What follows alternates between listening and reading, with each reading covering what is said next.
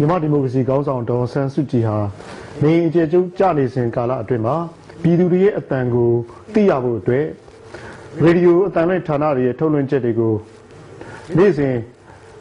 6 နာရီလောက်အထိသူဟာနားထောင်ခဲ့တယ်လို့သိရှိရပါတယ်။အခုဒေါ်ဆန်းစုကြည်ကိုကျွန်တော်တို့ရဲ့ DVB သတင်းတောက်ကိုထက်အောင်ကျော်ကတယ်လီဖုန်းနဲ့တိုက်ရိုက်ဆက်သွယ်မေးမြန်းထားတာကိုတင်ပြလိုက်ပါတယ်ခင်ဗျာ။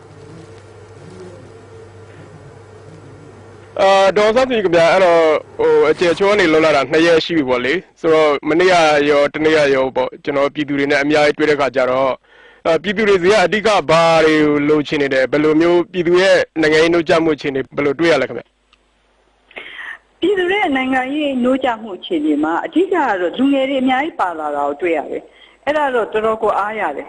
အရင်နှစ်တည်းကဆိုရင်ဒီလိုလူအုပ်ထဲမှာဆိုလို့ရှိရင်လူငယ်တွေကအများစုလို့သိပြောလို့မရဘူးအခုကတော့လူငယ်တွေကတိတိကျကျကိုအများစုကြီးပဲအများစုဆိုတော့သူတို့စိတ်ဝင်စားတယ်တော်တော်လေးစိတ်ပါလက်ပါရှိတယ်ပေါ့နော်နိုင်ငံရေးနှိုးကြမှုဘယ်လောက်ရှိလဲဆိုတာတော့အဲ့ဒီလိုလူအုပ်ကိုကြည့်ပြီးတော့တိုင်းထွာလို့တော့ခက်တာပေါ့လေဒါပေမဲ့လှုပ်ရှားမှုတွေအဖွဲ့ချုပ်ရဲ့လှုပ်ရှားမှုတွေကိုတော့အင်တိုင်းအားတိုက်အားပေးနေတဲ့ပုံစံတော့ရှိပါတယ်ဟုတ်ကဲ့ဆိုလူလူကအများကြီးလာတယ်ဆိုတော့ဒီနိုင်ငံရေးအကြက်တဲ့လည်းနှင်းနေကြပြီပေါ့လေဆိုတော့ဆန်းစုကြည်တာ9 နှစ်ဆိုတော့လူတွေကနိုင်ငံရေးပြောင်းလဲတစ်ခုဖြစ်ဖို့မျှော်လင့်နေတယ်လို့ကျွန်တော်နားလည်ရတာပေါ့လေဆိုတော့အဲ့လိုပြောင်းလဲဖြစ်ဖို့အတွက်ဒေါ်ဆန်းစုကြည်နေနဲ့ဘယ်လိုများဖြည့်ဆည်းပေးနိုင်မလဲဘယ်လိုများလုပ်ပေးမယ်လို့စိတ်ကူးထားလိုက်ကြဗျကျမတို့ကတော့အပြောင်းလဲလူချင်းလို့ရှိလို့ရှိရင်ကိုယ့်ဘာကိုလုပ်ရမယ်ဆိုတဲ့စိတ်ဓာတ်ကိုအဓိကသွင်းပေးခြင်းတယ်နောက်ပြီးတော့လုပ်တတ်အောင်လဲကိုညီပြီးတော့လုပ်ပေးခြင်းတယ်ကျမတို့ကြီးပဲလုပ်ပေးလို့လည်းမရဘူးဒါတကယ်တော့သင်ယူရမယ့်ကိစ္စပဲလူတို့ကလေကိုလည်းသင်ယူရမယ်ကျမတို့တယောက်နဲ့တယောက်ကိုလည်းသင်ပေးရမယ်အဲ့တော့အပြောင်းလဲလိုချင်တယ်ဆိုတာကျမတို့အားလုံးလိုချင်တာပဲဒါနဲ့လိုချင်ရုံနဲ့မပြီးဘူးလေကိုလိုချင်တဲ့အပြောင်းလဲကိုကိုယ့်ဘာကိုရအောင်လုပ်မယ်ဆိုတဲ့စိတ်ဓာတ်တွေကိုအဓိကမြင့်တင်ပေးကြပါတယ်ဟုတ်ကဲ့ခင်ဗျဆိုမနေ့ကပြောသွားတဲ့မှာအဓိကကဒီအမျိုးသားပြန်လဲတင်မြရေးပေါ့လေဆိုအရင်ဒေါ်ဆန်းစုကြည်အကျချိုးမဖြစ်ခင်လည်းအဲ့စစ်စစ်ရလည်းဆွေးနွေးဖို့ကျွန်တော်တော်တော်များများတော့အဲ့အင်တာဗျူးတွေတော့ပြောဖြစ်တယ်ပေါ့ခင်ဗျဆိုတော့အခုဒေါ်ဆန်းစုကြည်ပြန်လောက်လာတဲ့အချိန်မှာဒီအမျိုးသားပြန်လဲတင်မြရေးအတွက်စစ်စစ်ရနဲ့ဘယ်လိုများဆွေးနွေးဖို့စိတ်ကူးထားလဲခင်ဗျ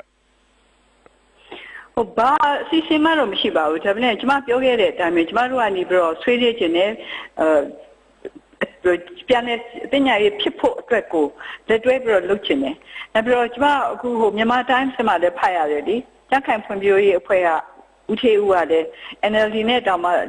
လက်တွဲပြီးတော့လုပ်ဖို့ကိစ္စကိုသူတို့စဉ်းစားမယ်ဆိုတဲ့သဘောပေါ့နော်။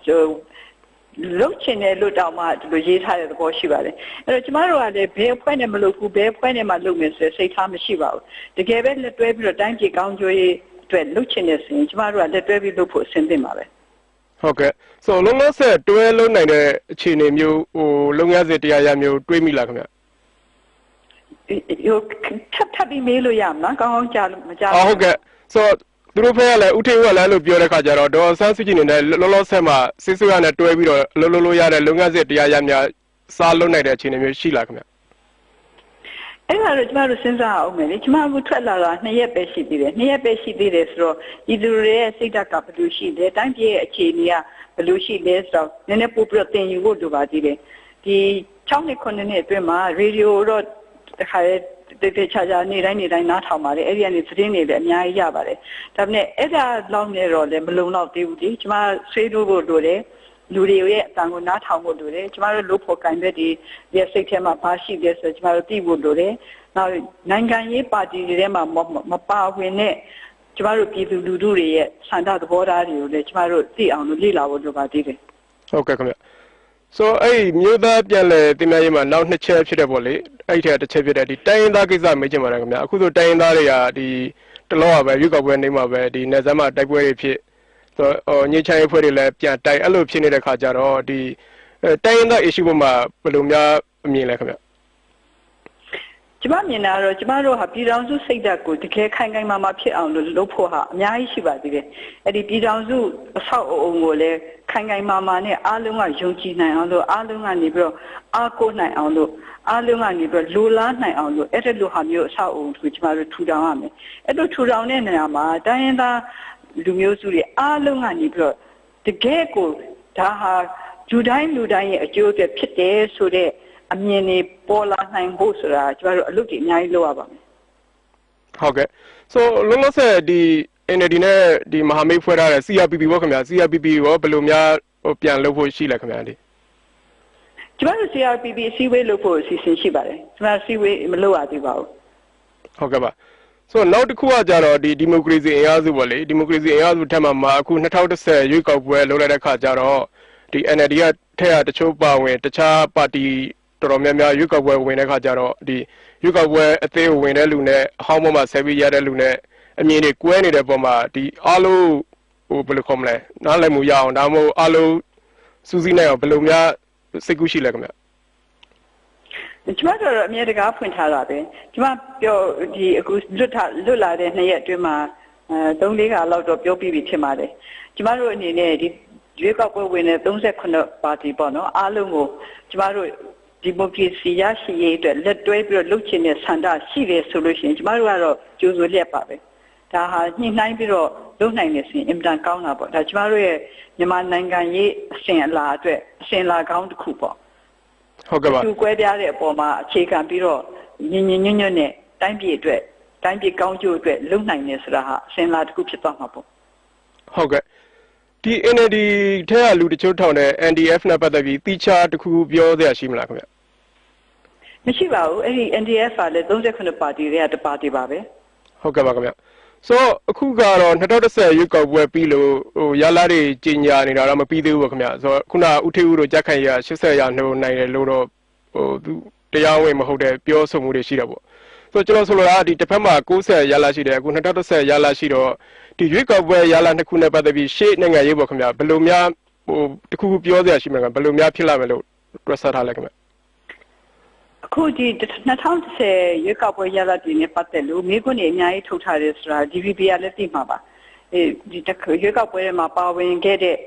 ပါတီတော်တော်များများကလည်းတရားမမျှတမှုတွေမမျှတတာတွေရှိခဲ့တယ်ပေါ့နော်မဖြစ်တင်တာတွေဖြစ်ခဲ့တယ်ဆိုပြီးတော့ဒီလိုပြောနေကြပါတယ်တိုင်းနယ်ဆိုတာလည်းကျမတို့ကြားပါတယ်ကျမတို့မျိုးသားဒီမိုကရေစီဖွဲ့ချုပ်ကလည်းကော်မတီတစ်ခုဖွဲ့ပြီးတော့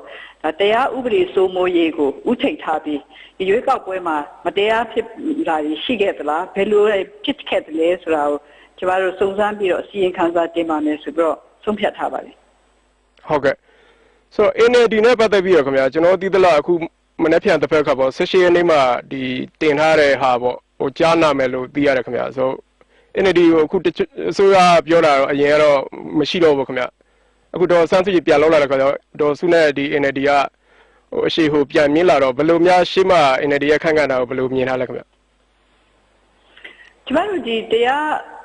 ရုံးမှာရှင်ဆိုင်ရမယ့်အမှုကတော့တတ်ပေါ့နော်ဒါကတော့ဟိုဥပဒေနဲ့လည်းဆိုင်နေကျမကလည်းဥပဒေဘက်မှာမကျွမ်းကျင်တော့ဒီကိစ္စပေါ်မှာတော့ကျွန်မမပြောချင်ပါဘူးဒါပေမဲ့ NLD ရဲ့အနာဂတ်ကတော့ပြည်သူလူထုနဲ့ဆိုင်ပါတယ်ဘယ်တရားရုံးနဲ့မှဆိုင်တာမဟုတ်ပါဘူးဟုတ်ကဲ့ပါခင်ဗျဆိုတော့နိုင်ငံတကာဆက်ဆံရေးကြောင့်နည်းနည်းမေးချင်ပါတယ်ခင်ဗျဆိုတော့ဟိုမနေ့ကလည်းတချို့မေးကြတယ်ထင်တယ်ဒီအဓိကကတော့ဒီနိုင်ငံတကာလှုပ်ထားတဲ့ session နဲ့ဒီ tourism boycott တို့စသဖြင့်အဲ့ဒီနိုင်ငံတကာရဲ့ဟိုအဲ့ session ပေါ်မှာဘယ်လိုများပြောစရာရှိမလဲခင်ဗျကျမတို့ sanction ဆက်ပတ်သက်လို့ကျမတို့အမြင်ကတော့အများပြည်သူကိုထိရိုက်တာရှိသလားအများပြည်သူအနေနဲ့ sanction တွေကိုဖယ်ပေးပါလို့ပြောเสียခိုင်မာတဲ့အကြောင်းတွေရှိသလားအဲ့ဒါတွေလည်းကျမတို့လေ့လာရပါမယ်နောက်ပြီးတော့ sanction တွေကတကယ်ပဲတိုင်းပြည်ကိုထိခိုက်သလားမထိခိုက်ဘူးလားနိုင်ငံရေးအရာဘယ်လိုအကျိုးဆက်တွေရှိသလဲဒါတွေကိုကျမတို့လေ့လာပြီးတော့ကာယကံရှင်တိုင်းပြည်များဖြစ်တဲ့ sanction တွေထုတ်ထားတဲ့တိုင်းပြည်တွေနဲ့လည်းကျမတို့ဆွေးနွေးကြပါတယ်ဟုတ်ကဲ့နိုင်ငံတကာနဲ့ပတ်သက်ပြီးကျွန်တော်တို့ဒီအမေရိကတို့ EU တို့ဒီအင်းချင်းတွေလည်းပြောတာကြားခင်ဗျာဒါပေမဲ့တရုတ်ဖဲနေပြီးတော့ဒေါ်ဆန်းစုကြည်လောလာတဲ့ပုံမှာဘာမှပြောတာမကြားသေးဘူးဆိုတဲ့ခါကျတော့ဒီအင်းချင်းနိုင်ငံတွေပုံမှာအထူးသဖြင့်အင်အားကြီးနိုင်ငံတွေမှာဘာများပြောရရှိမလဲခင်ဗျာကျမတို့ကတော့ဒီတရုတ်နဲ့ကောအိန္ဒိယနဲ့ကောခင်ခင်မင်မင်ရင်းနှီးနှီးနဲ့အင်းချင်းကောင်းများပြီးကျမနေချင်ပါတယ်အဲ့ဒီလိုဘာမှမပြောသေးတာတော့လေအကြောင်းကြောင့်လည်းရှိမှာပေါ့လေနောက်ပြီးတော့လေတကယ်တော့လေကျမတို့ NLD နဲ့ပတ်သက်လို့တရုတ်နိုင်ငံရောအိန္ဒိယနိုင်ငံရောသိပြီးတော့ပြောထားမရှိပါဘူးဒါပေမဲ့အိန္ဒိယကတော့တော်တော်ကောင်းကောင်းမွန်မွန်ကျမလွတ်မြောက်တဲ့ကိစ္စကိုပြောခဲ့တာကျမကြားရပါတယ်ကျမတို့ကတော့ပို့ပြီးတော့ကြိုးစားမှာပေါ့ အိမ်ကြီးချင်းကောင်းနေဆိုတာဟာအမြဲတူတူနေရမယ့်အိမ်ကြီးချင်းနေဆိုတာအိမ်ကြီးချင်းကောင်းဖြစ်ဖို့ကိုလိုပါတယ်ဟုတ်ကဲ့နောက်တစ်ချက်ကအန်တီမနေ့ကလည်းပြောမလုပ်ခင်ကလည်းဒီဆက်သွယ်ရေးပေါ့ကမှဆက်သွယ်ရေးဒီ Twitter တို့ Internet တို့ပြောတာရှိတယ်ခင်ဗျမနေ့ကလည်းဆက်သွယ်ရေးအရေးကြီးဖို့အကြောင်းပြောသွားတာရှိတယ်ခင်ဗျလောလောဆယ်အန်တီအိမ်မှာတယ်လီဖုန်းကတော့ဖြားထားတာပေါ့ဆိုတော့ဒီဆက်သွယ်ရေးရဲ့အရေးပါဖို့ပေါ့ခင်ဗျဒီလူငယ်တွေရောပေါ့ဘာများပြောစရာရှိမလဲခင်ဗျဆက်သွယ်ရေးအရေးပါမှုကတော့တော်တော်ကိုသိတာပါလေအထူးသဖြင့်ဆိုလို့ရှိရင်ဒီနေ့ကထွက်လာကြတဲ့ဒီ handphone တွေနဲ့ပေါ့နော်ဓာတ်ပုံရိုက်တာတွေတော်တော်များတယ်ဟို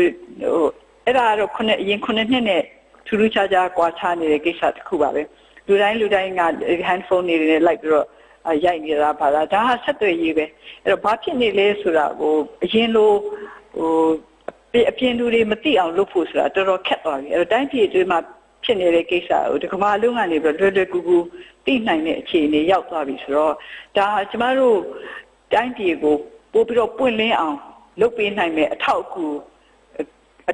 ပစ္စည်းပေါ့နော်ခေါ်လို့ရှိရင်လည်းရတယ်ပေါ့အထောက်အကူပစ္စည်းတစ်ခုပဲလို့ပြောချင်ပါတယ်ဟုတ်ကဲ့ဒါပေမဲ့တစ်ဖက်မှာကျတော့ဒီလိုနည်းပညာရာတိုးတက်လာပြီမဲ့တစ်ဖက်မှာကျတော့ဒီသတင်းလောလာခွေးတို့ခုနဒီမှာဒါမှပဲအင်တာနက်တော့မှမိကုနိုင်လို့ဆိုအင်တာနက်ဟို electronic ပုံမှန်တွေနဲ့ဖမ်းတာစီးတာမျိုးရှိတဲ့ခါကျတော့အဲ့ဒီဟာတွေကျတော့ဘယ်လိုများပြောချင်လဲခင်ဗျအဲ့ဒီဟာတွေကကျတော့အခြေခံမူတွေနဲ့ဆိုင်တယ်လေဒီလွတ်လပ်မှုနဲ့ဆိုင်တယ်ကျမတို့အခြေခံလူအခွင့်အရေးတွေကိုဘယ်လောက်ဂရုထားရဲဆိုတာနဲ့ဆိုင်တယ်အဲ့ဒါကတော့နောက်ဆုံးပြောရမယ်ဆိုရင်နိုင်ငံရေးပြဿနာပဲအဲ့ဒါတွေကတော့နိုင်ငံရေးပြဿနာဆိုနိုင်ငံရေးနည်းနဲ့ဖြေရှင်းရမှာပေါ့ဒါပေမဲ့ဒီနိုင်ငံရေးပြဿနာတွေရဲ့တစ်ဖက်မှာရှိပြီးသလိုဒီလိုဆက်သွယ်မှုကောင်းတာဘယ်လိုပဲချုပ်ချယ်ဖို့ကြိုးစားတနည်းနဲ့တော့ပတ်ပွေပြီးတော့ဆက်သွယ်နိုင်ပါပဲဒါကြောင့်မလို့အခု DVB နဲ့စကားပြောနေနိုင်တယ်မလားဟုတ်ကဲ့ပါခင်ဗျဆိုတော့နောက်တစ်ခုကျွန်တော်မေးချင်တာတော်တော်များများလည်းဒီဒေါ်ဆန်းစုကြည်ရဲ့အခုလိုချိုရေးပေါ့ခင်ဗျစိုးရိမ်ကြတော့ဆိုတော့လိုချိုရေးအတွက်ဘယ်လိုစီစဉ်ထားလဲနောက်တစ်ခါဒီဒေါ်ဆန်းစုကြည်အကျယ်ချုပ်ချဖို့ဖြစ်လာတဲ့ဒီပင်းရေးပေါ့ခင်ဗျဒီပင်းရေးဖြစ်စေပုံမှာရောဘယ်လိုများအမှတ်ရလဲဘာများပြောစရာရှိမလဲခင်ဗျကျမလုံခြုံရေးနဲ့ပတ်သက်လို့တော့အဲ့ဒီဟာတော့လေကျမတို့အဖွဲ့ချုပ်ကဒီဟာကိုတာဝန်ယူထားတဲ့လူတွေကတတ်နိုင်မများတော့လုပ်ပါတယ်ဒါပေမဲ့ကျမတို့လိုအဖွဲ့အစည်းတစ်ခုကလည်းလုံနိုင်တဲ့ကိစ္စတွေဆိုတော့အကန့်အသတ်နဲ့ရှိတာပဲဒီပဲရင်တုန်းကဖြစ်တဲ့ဟာမျိုးကတော့အဲ့ဒီဟာတုန်းကလည်းကျမတို့ဘက်ကလူတွေကလုံခြုံရေးလုပ်ပါတယ်ကျမတို့ဝိုင်းပြီးတော့ပေါ့နော်ကျမကဝိုင်းလာတဲ့ခါကျတော့ကျမတို့လူငယ်တွေကအင်တာမတတိရှိနဲ့ခိုင်မာနဲ့ကျမကိုကာကွယ်ပေးကြပါတယ်ဒီလိုပဲကျမတို့ရဲ့အဖွဲ့ဝင်တွေအထူးဆင့်ကျမတို့လူငယ်တွေကဆက်ပြီးတော့ကာကွယ်ပေးသွားမှာပဲလိုအပ်ရင်လိုသလိုကာကွယ်ပေးသွားမှာပဲလို့ကျမထင်ပါတယ်